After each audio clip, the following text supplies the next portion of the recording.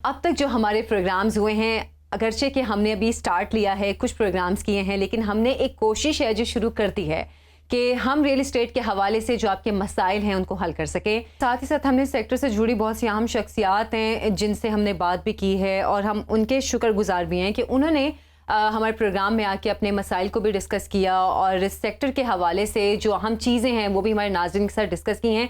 और शहरियार, आपको यकीनन वो जो सरदार ताहिर चेयरमैन रियल्टर एसोसिएशन से जो इंटरव्यू किया था हमने, वो भी आपको याद होगा। इस इंटरव्यू के हवाले से हम बात करेंगे, लेकिन एक क्लिप पहले हम चला लेते हैं, फिर इस पे हम डिस्कस भी करेंगे। जी, जो रियल स्टेट एजेंट है उसके लिए कोई प्रोटेक्शन नहीं है, उसकी लिस्टिंग की कोई आप ये समझ लें कि प्रोटेक्शन नहीं है, उसके सर्विस चार्जेस कोई आइडेंटिफाइड नहीं है। सर, हमारी कम्युनिटी हमसे ये क्वेश्चन करती है कि आपने कहा हमने रजिस्ट्रेशन तो करवा ली, लेकिन एक रजिस्टर्ड और एक गैर रजिस्टर्ड में क्या फ़र्क है? अब हम इनके लिए इतना सारा काम भी कर रहे हैं, लेकिन इसके बावजूद जो रजिस्टर्ड नहीं है उसको कोई पूछने वाला भी नहीं। अच्छा शहरियार, ये क्लिप भी हमने अपने नाज़रीन को दोबारा दिखाया है और उनकी याद दहानी के लिए दिखाया है। आप इसके हवाले से क्या कहेंगे? इसमें देखें, जो एक मेन चीज़ जो उन्होंने उस टाइम की थी, बाकी और काफ़ी चीज़ों के ऊपर बात हुई थी। उन्होंने हुकूमत से एक मुतालबा किया था।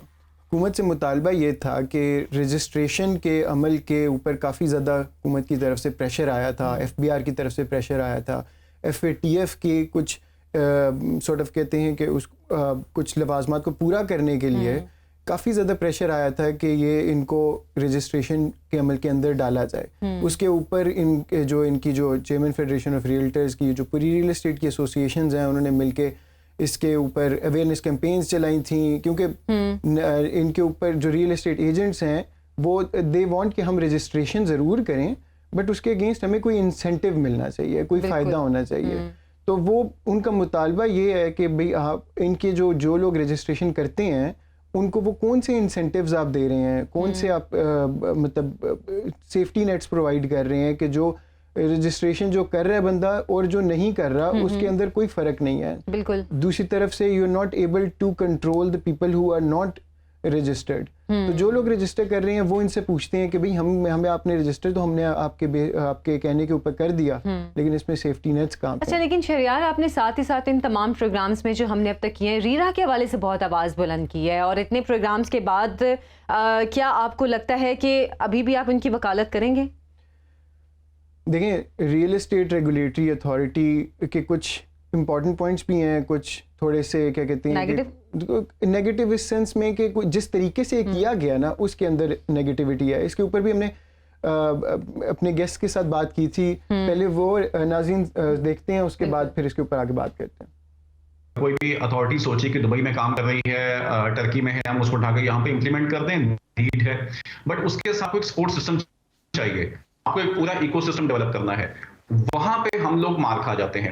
आपको सबसे पहले जो आपके ब्रोकर्स हैं, जो रियल्टर्स हजरात हैं, इनको एजुकेट करना है। या कोई लाइसेंसिंग का सिस्टम नहीं है, वो अथॉरिटी तब अमल करेगी जब सबसे पहले वो डाटा कलेक्ट करेगी। रेरा का जो कोई भी आप कानून बनाते हैं, जब तक स्टेक होल्डर्स को आप ऑन बोर्ड नहीं लेते और चंद लोग ऑफिसेज में बैठ के और 2-4 कंट्रीज़ के सिस्टम को स्टडी करके और ख़ुद अपनी तरफ से एक मरगूबा बना के और उसको जब पेश कर देते हैं तो उसकी कभी भी एक्सेप्टेंस नहीं होती है। हर जगह का एनवायरनमेंट मुख्तलिफ है, हर कंट्री के लिए आपको लॉ के अंदर कुछ चेंजेस करनी पड़ती हैं उस जगह के लोगों को फैसिलिटेट करने के लिए।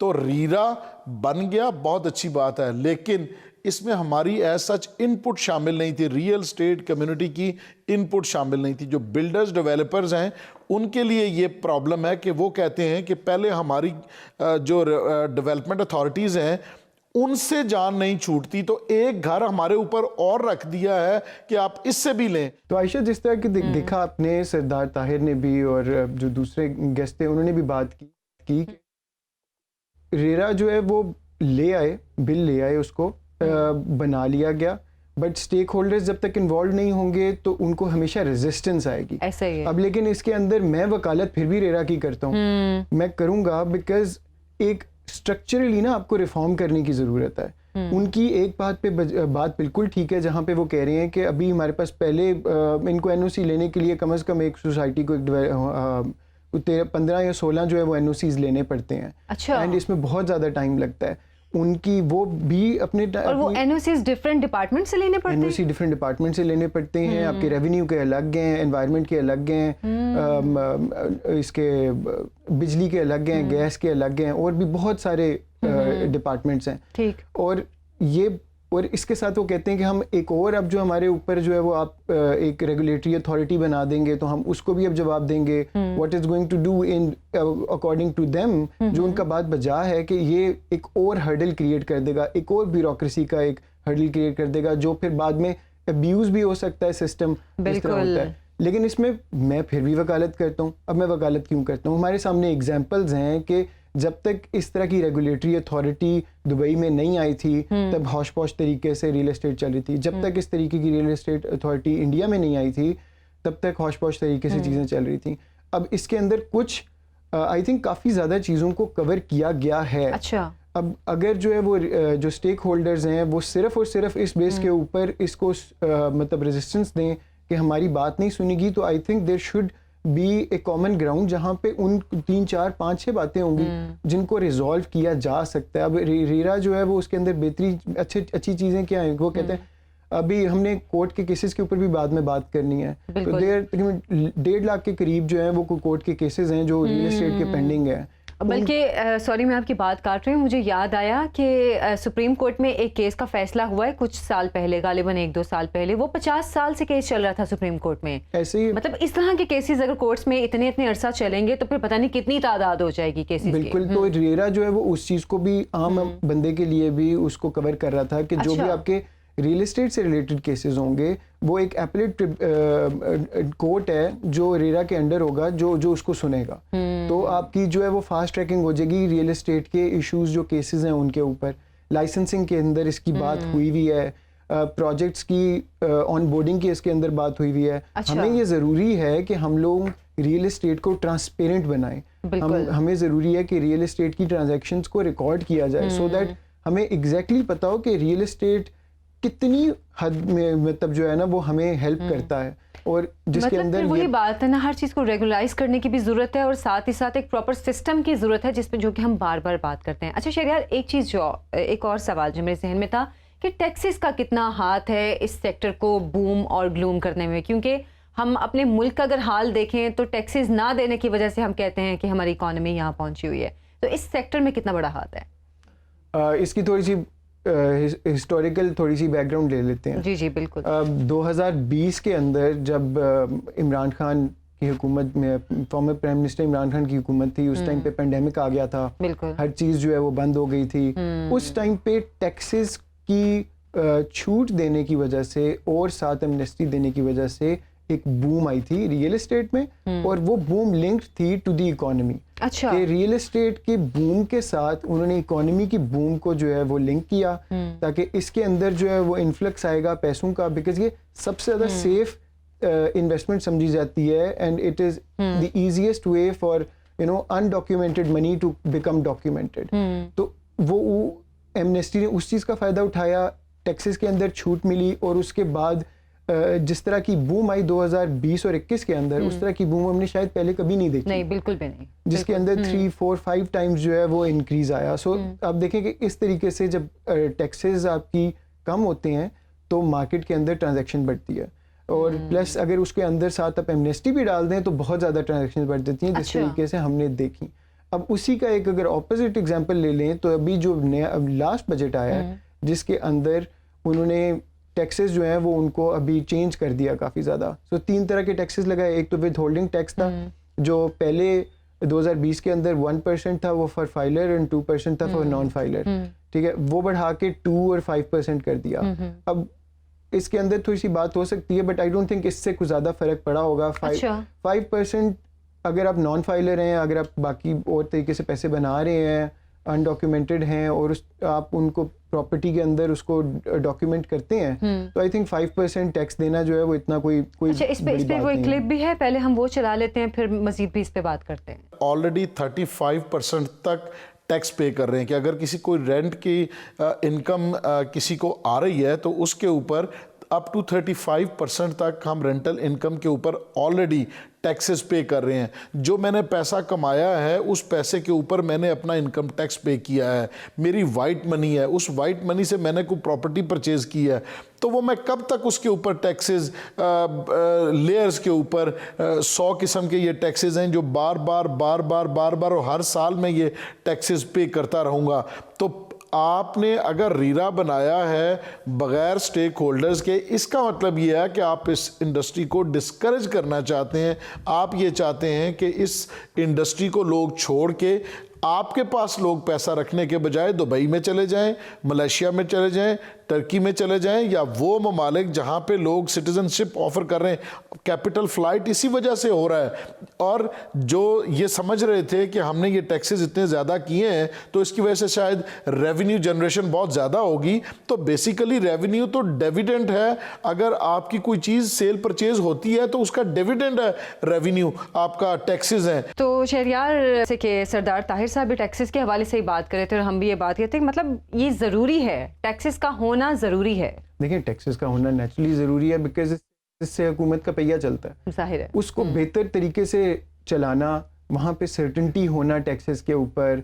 अभी 2022 के अंदर जिस तरह मैं बात कर रहा था कि उन्होंने विद होल्डिंग टैक्स बढ़ा दिया, फिर कैपिटल गेन टैक्स जो मेन टैक्स है उसकी जो मद है वो 4 साल से जो है वो 6 साल कर दी कि अब उसकी वैल्यू जो है वो 15% आपको पहले साल, और फिर वो रीच थोड़ा होता जाता है। हाँ बिल्कुल। और तीसरा जो नया टैक्स आया वो डीम रेंटल इनकम टैक्स था। ये प्रॉपर्टी का? जी, प्रॉपर्टी के डीम रेंटल टैक्स, जिसके अंदर ये है कि अगर 2.5 करोड़ से आपकी ऊपर की कोई भी सेकंड प्रॉपर्टी है तो उसको आपने ऐसे अज्यूम करेगी हुकूमत कि भाई ये अब आपने रेंट पे दिया हुआ है, उससे आपको रेंट आता है, जितना आपको रेंट आता है उसका जो है ना वो 5% आप जो है वो देते हो। तो बेसिकली टोटल वैल्यू जो होती है उस जितना भी आपको 2.5 करोड़ से ऊपर की जो भी वैल्यू है उसका 1% जो है वो आपने ईयरली टैक्स के मद में हुकूमत को देना है। अच्छा। तो अब इसके ऊपर जिस तरह सरदार ताहिर साहब ने भी बात की कि हम पहले ही जो है वो 35% जो है वो रेंटल इनकम अलग से देते हैं, जो कहीं से भी मैं अगर प्रॉपर्टी के ऊपर से रेंट कमा रहा हूँ तो मैं उसके ऊपर 35% जो है वो रेंट दे रहा हूँ। सो इस तरह की टैक्सेस अगर लग जाते हैं तो फिर होता ये है कि प्रॉपर्टी जो है वो फिर स्लो हो जाती है, क्योंकि वहां पे फिर जो लोग जिस तरीके का इन्वेस्टमेंट अपॉर्चुनिटी बनी हुई होती है फिर it ceases to be that, और तो फिर लोग जो हैं वो और तरह की इन्वेस्टमेंट अपॉर्चुनिटीज के अंदर इसको इन्वेस्ट करते हैं। बिकॉज यहाँ पे आयशा मेन चीज देखने की है कि हमारा जो रियल एस्टेट इंडस्ट्री है वो सिर्फ और सिर्फ लोगों को घर देने के लिए नहीं है। बिल्कुल जाहिर है, बहुत बड़ा इन्वेस्टमेंट एसेट है, और ये इसी वजह से हमारी शायद सब कंट्री से मुख्तलिफ नहीं, लेकिन यहाँ पे हमारी कंट्री के अंदर ये ज़्यादा रोल प्ले करता है। उसकी एक वजह ये भी है कि जो बाहर से लोग जो हमारे ओवरसीज़ पाकिस्तानी जो हैं उनके लिए ability to invest money in Pakistan इससे बेहतर नहीं है। हाँ बिल्कुल। तो इसकी वजह से आप देख रहे हैं कि रियल एस्टेट के ऊपर टैक्सेस जो हैं वो होने चाहिए, ज़रूर होने चाहिए, सब कहते हैं होने चाहिए। जो आप जिस भी स्टेक होल्डर से कहेंगे वो कहेंगे ये नहीं कहेंगे आपसे कि होने नहीं चाहिए, वो कहते हैं सर्टेनिटी होनी चाहिए और ग्रेजुअल होना चाहिए, और हमें पता होना चाहिए कि अभी इस साल ये हो रहा है, अगले साल ये होगा, उससे अगले साल आप सर्टेनिटी की बात कर रहे हैं, लेकिन हमारा ये सबसे बड़ा मसला है कि political, economic and financial stability हमारे मुल्क में नहीं है, जो कि इस सेक्टर के लिए बहुत ज़रूरी है, जो अभी भी आप भी बात कर रहे थे। अब ये 3 चीज़ें हमारे मुल्क में नज़र नहीं आती तो फिर कैसे काम चलेगा? देखिए, ये वन ऑफ जब भी हमने जब गेस्ट को बुलाया, जब हम हुकूमत के साथ लियाज़ोन की बात करते थे, पॉलिसी इश्यूज की बात करते थे, तो सबसे ज़्यादा जो चीज़ उन्होंने हाईलाइट की वो ये थी कि इनको खुद नहीं पता कि इन्होंने कौन सी पॉलिसी बनानी है और कौन सी नहीं बनानी। तो वो कहते हैं कि हमसे वो कैसे रब्ता करेंगे, हम उनको कैसे बताएंगे कि भाई इसको एक सिमत में लेके जाएं। बिल्कुल ठीक। तो वो अनसर्टेनिटी जो है, देखिए किसी भी इंडस्ट्री के अंदर जब कोई भी बिजनेसमैन होता है, इन्वेस्टर होता है, तो they do not they care more about certainty. बेशक आप उनको हार्शर टर्म्स दे दो, बट अगर वो टर्म्स जो है वो सर्टेन है ना उसके लिए कि भाई 10 साल तक जो ये पॉलिसी है वो चलेगी, वो यही रहेगी, हाँ, यही रहेगी। तो वो क्या करते हैं कि वो अपने फाइनेंशियल फीजिबिलिटी के अंदर, प्रोजेक्ट की फीजिबिलिटी के अंदर वो उसको अकाउंट फॉर करते हैं। अगर तो आप उसको अभी जो है वो 2 साल के लिए लॉलीपॉप दे दें और उसके बाद जो है ना वो एक थोड़ा पकड़ा दें, तो उसके लिए ठीक नहीं है बिल्कुल वो ऐसे ही। He can not account for that uncertainty. और हमारे मुल्क की पॉलिटिकल सिचुएशन ही ऐसी है कि हमें ये नहीं पता कि अभी जो चल रहा है वो अगले साल भी चलेगा कि नहीं चलेगा, तो फिर इस फील्ड में, इस सेक्टर में कैसे लोग फिर ट्रस्ट करेंगे। इसके ऊपर जो है वो हमने उनसे भी बात की थी, वो भी बिल्कुल सुनते हैं। बिल्कुल, वो पहले सुन लेते हैं। बिल्कुल मार्केट या बिजनेस के लिए ना अनसर्टेनिटी बहुत खतरनाक है। अब यहाँ पर होता ये है कि जी के आज सुबह बिल आ रहा है कि जी के 5% कैपिटल गेन टैक्स गया, अगले दिन आ गया 15% लग गया, 6 महीने के बाद आ गया जी 2% हो गया। यू सी गवर्नमेंट को एक 5 साल 10 साल मनसूबाबंदी करनी पड़ेगी। I understand they have to area, लेकिन उसको टैक्स करने के लिए बेहतर या पे एक ग्रेजुअल, एक स्टेप वाइज जो है एक प्रोसेस लॉन्च कर दे और बता दें कि जी इस साल से हमारा टैक्स होगा, अगले साल इतना पड़ेगा, इससे अगले साल इतना पड़ेगा। ये अनसर्टेनिटी जो है ये बेसिकली रियल एस्टेट मार्केट को, जो भी इन्वेस्टर्स होते हैं वो परेशान हो जाते हैं। हाँ, तो आयशा, जिस तरीके से आपने देखा, हमारी गेस्ट की बात भी सुनी कि how important certainty is for overall business, और इस लिहाज से भी रियल एस्टेट सेक्टर के अंदर भी सर्टेनिटीज होना प्रिपेयर कर सकता है किसी भी इन्वेस्टर को टू मेक एन इन्वेस्टमेंट। जिस तरीके से जो ओवरसीज पाकिस्तानी भी हैं, जो बड़ा इंपॉर्टेंट रेमिटेंसेज हमारी आती, तकरीबन 60-70% जो है वो रियल एस्टेट की फॉर्म में आती हैं। अच्छा, तो वो अगर जो वहाँ पे ओवरसीज यहाँ पे इन्वेस्टमेंट रियल एस्टेट में करते हैं, जो ओवरसीज रेमिटेंसेज आती हैं उसमें से कुछ 60% जो है वो आपकी रियल एस्टेट के अंदर आ रही होती हैं। अच्छा, तो that accounts for a very big chunk. और अगर यहाँ पे आप उनको रियल एस्टेट के अंदर सर्टेनिटीज नहीं देंगे, उनको सेफगार्ड्स नहीं देंगे, तो फिर रियल एस्टेट में आप अच्छा। लेकिन शहरियार, अब हम ओवरसीज पाकिस्तानियों की बात कर रहे हैं कि वो ऐसी ऐसी चीजें फेस करते हैं कि वो खुद परेशान हो जाते हैं। इस हवाले से हुकूमत को क्या करने की जरूरत है इस पे? अच्छा, हम बाद में, मैं आपसे जवाब भी लूंगी, पहले क्लिप है वो हम चला लेते हैं इसी हवाले से जो हुई है पहले, फिर उसके बाद हम इस पे गुफ्तगू करेंगे। बिजनेसेस में उधर सेफ्टी सिक्योरिटी या बिजनेस का जो हमें चाहिए कि जनाब ईज ऑफ बिजनेस नहीं मिलेगी तो लोग कभी भी नहीं जाएंगे। अब प्रॉपर्टी में लोगों को ईज ऑफ बिजनेस मिलता है, वो कहते हैं प्लॉट ले लिया चलो सेफ है, डीएचए में ले लिया, किसी और सोसाइटी में ले लिया तो सेफ है। सो द प्रॉब्लम इज कि बिजनेस सेक्टर को हमें ज्यादा अट्रैक्टिव करना है without compromising the real estate sector. We are doing the opposite thing. हम बिजनेस को बढ़ाने के लिए रियल एस्टेट को भी तबाह कर रहे हैं। देखें, रियल एस्टेट जो है वो जिस तरीके की अच्छी इन्वेस्टमेंट है ना इनके लिए, जिस तरीके की अच्छी इन्वेस्टमेंट अपॉर्चुनिटी है बाहर वालों के लिए, जिस तरीके से हमारे गेस्ट ने भी बात की, वो कहीं और से नहीं मिलती। ऐसे ही है। आपको रेमिटेंसेस लेने के लिए इससे बेहतर अपॉर्चुनिटी उनके पास नहीं है। आप उनको कहीं और इन्वेस्टमेंट कराना चाहते हैं, हुकूमत चाहती है कि जो है वो बाकी कारखाने भी लगें, फैक्ट्रियाँ भी लगें, बट वहाँ से वो कैसे, किस कारखाने के अंदर जो है वो आके इन्वेस्टमेंट करेंगे? बिल्कुल, ये चीज़ भी है। और मेरा ख्याल है कि आजकल इन्वेस्टमेंट के लिए ना दो चीज़ें हैं, या तो गोल्ड या फिर प्रॉपर्टी है। तो प्रॉपर्टी शायद ज़्यादा बेहतर है गोल्ड की निस्बत, क्या कहेंगे? इसके ऊपर भी हम आते हैं। आज चलिए, अब आपने बात की है तो इसके ऊपर अभी ईयर एंड के ऊपर 2022 के एसेट्स का कंपैरिजन किया गया। अब रियल एस्टेट जो है वो पिछले बड़े अरसे से आउट परफॉर्म करता रहा है मार्केट को। अच्छा, स्पेशली एमनेस्टी के दौरान, जिस टाइम पे क्योंकि बाकी जो है वो बिजनेसेस बंद हुए हुए थे, ये पंप हो रहा था with money from the government, तो इसके अंदर जो है कंस्ट्रक्शन की एमनेस्टी भी आई हुई थी, तो बहुत ज़्यादा जो है वो फ़ायदा हुआ। उसी तरीके से अभी जो है वो क्योंकि टैक्सेस लग गए हैं, उसकी वजह से मार्केट जो है वो डाउन हो गई है।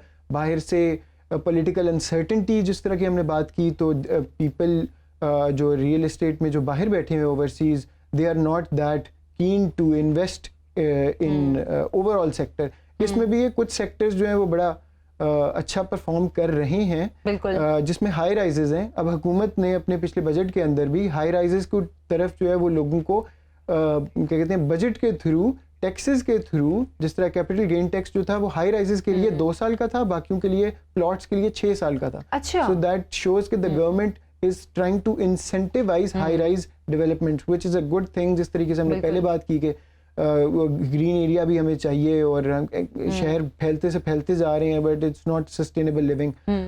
अब उसके साथ साथ इस 2022 के अंदर जो गेन आया है ओवरऑल इन्वेस्टमेंट के एसेट्स के अंदर, because of currency devaluation, because of अब टैक्सेस लग गए, उसकी वजह से रियल एस्टेट ने उस तरीके से परफॉर्म नहीं किया जिस तरीके से वो पिछले साल करती रही है। गोल्ड ने परफॉर्म किया है बहुत ज्यादा। वो नीचे नहीं गया, वो ऊपर ही गया। गोल्ड ने ट्वाइस ऑलमोस्ट बीट किया इन्फ्लेशन को। अच्छा। सो गोल्ड के जो रिटर्न्स आए हैं वो 2022 के अंदर वो आए हैं तकरीबन 41-42%। तो जो हमारी इन्फ्लेशन रही है year on year, November to November inflation जो है, असल में कोई भी इन्वेस्टमेंट एसेट होता है उसमें लिए ज़रूरी होता है कि आप इन्फ्लेशन को ट्राई करें बीट करने की। अगर आपने इन्फ्लेशन को बीट किया दैट मीन्स आपने पैसे बनाए हैं। अगर आपने इन्फ्लेशन को बीट नहीं किया ईयर ऑन ईयर तो आपने पैसे नहीं बनाए। आपको लग रहा है कि आपने बनाए, एक्चुअली में नहीं बनाए। रियल एस्टेट ने इस दफा पैसे नहीं बनाए ऑन एवरेज। स्मार्ट इन्वेस्टर ने पैसे जरूर बनाए हैं। अच्छा। जिसने हाई राइजेस के अंदर इन्वेस्ट किया उसने पैसे जरूर बनाए हैं, क्योंकि वहां पे कॉस्ट ऑफ कंस्ट्रक्शन की वजह से, जिसने 2022 के शुरू में रियल एस्टेट के अंदर हाई राइज के अंदर इन्वेस्ट किया था, हुआ ये है कि because of cost of construction जो नया प्रोजेक्ट बन रहा है उसकी कॉस्ट वैसे ही बढ़ चुकी हुई है। तो अगर आपने पिछले प्रोजेक्ट के अंदर इन्वेस्ट किया जो अभी कंप्लीशन की तरफ आ चुका हुआ है, अब आप उसको बेचने जाएंगे वर्सेस के अगर जो नया वाला प्रोजेक्ट है जो अभी कंप्लीट होगा और जाएगा, उसमें डेवलपमेंट हो चुकी है, अभी डेवलपमेंट हो चुकी है, उसके ऊपर कंप्लीट होगा हाई राइज बिल्डिंग, तो उनकी कॉस्ट वैसे ही 3-4 हज़ार रुपए 5,000 रुपए पर स्क्वायर फुट ज्यादा है। अच्छा। तो उनको बेचना भी, फिर किसी बंदे ने भी जाना है तो उसने अपना प्रॉफिट रख के बेचना है उसको। तो जब अगर आपने पहले इन्वेस्ट किया होता 2021 के अंदर, लेट्स सपोज इन्वेस्ट किया 2020 के एंड पे इन्वेस्ट किया आपने जो हाई राइजेस बनी थी एमनेस्टी के अंदर, तो आपको एक्चुअली में फायदा हुआ है, क्योंकि वहां पे अब आपको नेचुरल प्राइस इन्फ्लेशन की वजह से आपको एक गेन मिल गया 4-5 हज़ार रुपीज का। चलिए ठीक है शहरयार, आपका बहुत बहुत शुक्रिया। आपकी जो इतनी टेक्निकल बातें मैं भी समझने की कोशिश करती हूँ, क्योंकि ये वाकई सेक्टर ऐसा है कि इसमें पाकिस्तान का, जैसे कि हम बात करें कि दूसरा बड़ा सेक्टर है, इसमें आप इन्वेस्टमेंट करते हैं या जिस भी तरह आप अपने पैसों को सेव करना चाहते हैं, तो शायद इससे बेहतर इन्वेस्टमेंट अभी कोई नहीं होगी। अभी शायद थोड़ी सी प्रॉपर्टी डाउन है, लेकिन बहरहाल ये सेक्टर ऐसा है कि जिसमें आपको कभी ना कभी कहीं ना कहीं कोई ना कोई फ़ायदा ज़रूर होगा।